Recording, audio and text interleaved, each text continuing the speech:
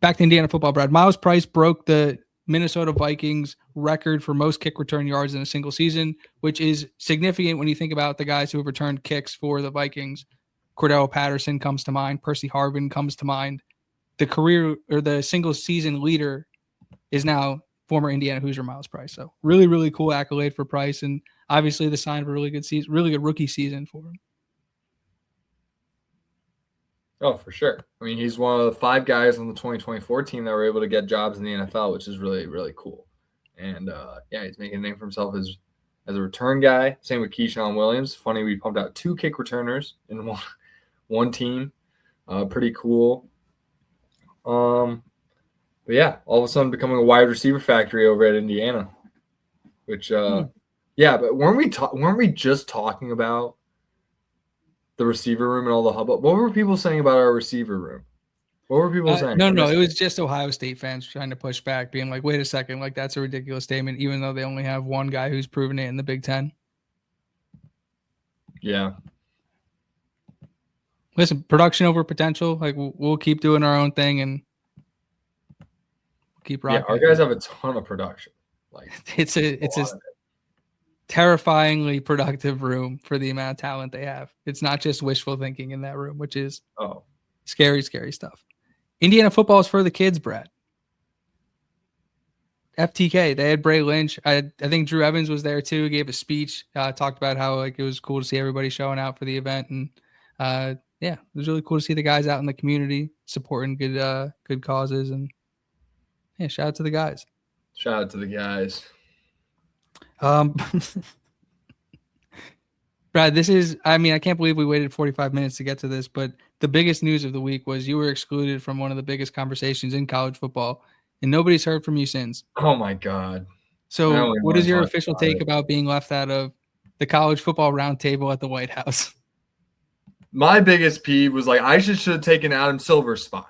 Like straight up. Like this is a guy that tried to literally ruin kids' lives and careers and their livelihoods by forcing them to go to the G League out of high school and literally derailing their development and their money earning potential and all that shit. And you want to tell me that guy's pro kids and pro collegiate sports? You're out of your goddamn mind. I don't know why he had any business being there. That was one of the 2 faces I recognized. I just remember seeing Adam Silver's bald head in the picture. I was like, what the hell are we doing here? This guy is not pro collegiate sports. That guy should not be anywhere near it. That conversation. And I would have loved, that wasn't even the reason why I was so mad. Like, I just think I should be there. Like straight up. Like I should be there. I think I'm a smart guy. If you're going to gather the brightest minds in college sports and it doesn't start with if you're not going to have a master of the eye test there, I don't know what you're doing. Figure it out.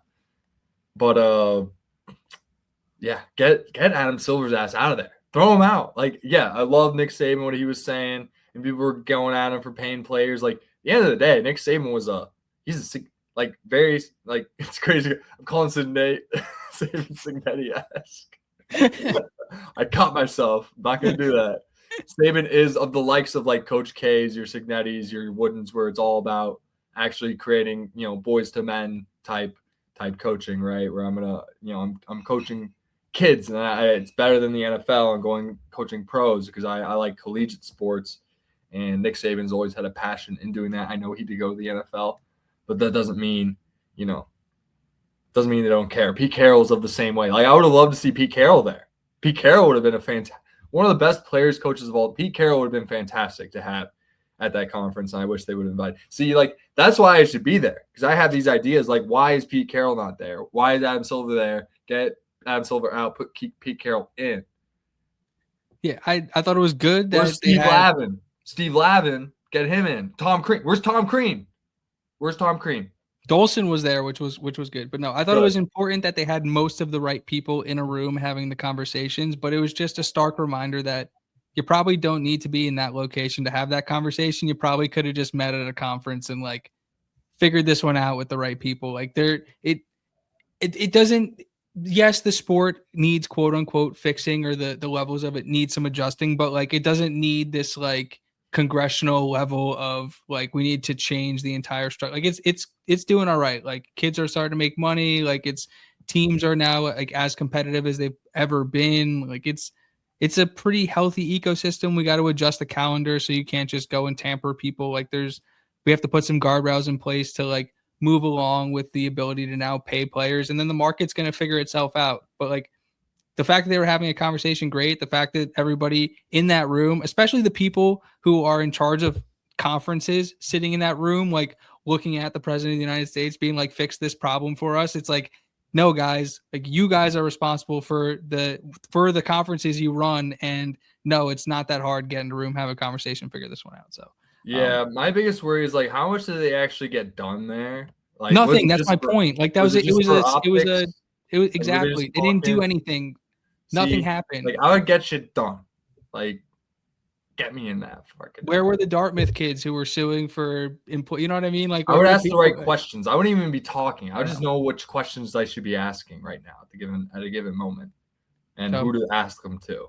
I think again, good thing that they were having the conversations with most of the right people, but it's just like it's an easier fix than like trying to put this through the meat grinder that is the law-making system right now. Like there's better ways to do this. Yeah, it's a good start. I'll acknowledge that. We'll start the conversation, and then like the people who are actually like paid to handle it. Like they have jobs for a reason. It's not that broken. The system's not that broken. I'm wearing like we just won the national championship. You know what I mean? Like, and we did it the right way. Like it's not that broken. Mm-hmm. I agree. We'll move on. Mario Landino, Brad, the highest quote-unquote boosted defensive lineman in EA College Football 26 this season, which still, I mean, is an unbelievable honor, first of all. But second of all, they still have the guy listed as Sam linebacker, so it doesn't even make sense. So I'm not sure how they can claim that he's the highest like rising defensive lineman when they don't even have him at the right position. So yeah, they don't even have his position right. That's crazy. But shout out to Mario Landino. Bryant Haynes is attending the hashtag Matty Strong Coaches Clinic. I didn't see the date on that, but Coach Haynes tweeted it out. We retweeted it off the podcast account. So definitely check that out if there's some audio or video, or if you're in the, I'm not sure if it's, I think it's a Coaches Clinic. So I'm not sure if it's like open to the public type of deal, but, and then this was the other big one this week, Brad, is Indiana football was the only football program among the top selling programs for the NIL store for merch in the month of February. Why is that significant? February is a basketball month. There was 9 basketball programs on that list. There was 1 football program on the list.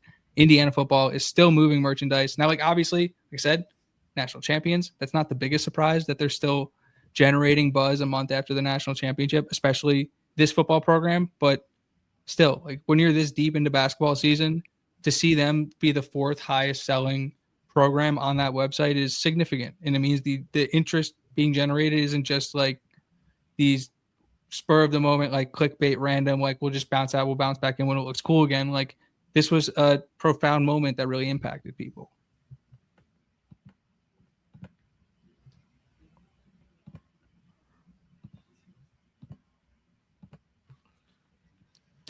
Yeah. Riveting. This was also a huge week for. I mean, Alex. it's really dumb. Just fix his position. You know. Yeah. Oh, the Landino thing. Yeah. What were you talking about? The fact that Indiana football is one of the highest selling programs on Indiana NIL store in the month of February, but it's 9 other programs on that list, all basketball. Fair enough. Which means that we can invest in basketball. We're operating. Listen, we'll get there in a second. We'll get there in a second. Kind of. We're operating at a $10 million surplus as an athletic department. Like they're doing a lot of things right. Now, winning the national championship helps a lot, but they're doing a lot of things right on that front. So, while like, is it unrealistic to think that they're going to be the top spending team across multiple high level programs, right? Like they're not going to be number 1 in multiple, but can they be top 10 in a lot of them? Yeah. And is that going to be good enough? Probably. Yeah. We just talked about, you don't have to be the best. You just have to be good enough. So we'll see. But yeah, I don't think money in that sense is, at least in the short term, going to be an issue for any of Indiana's programs. Speaking of money not being an issue, this is a shout out to the Alex around the world who made $60 million guaranteed when Alec Pierce re-upped with the Indianapolis Colts. So shout out to Alex. Big time for Alex out there. It makes it seem like you're saying shout out to Alex. Like Alecs. There's multiple Alex. I'm developing a small network.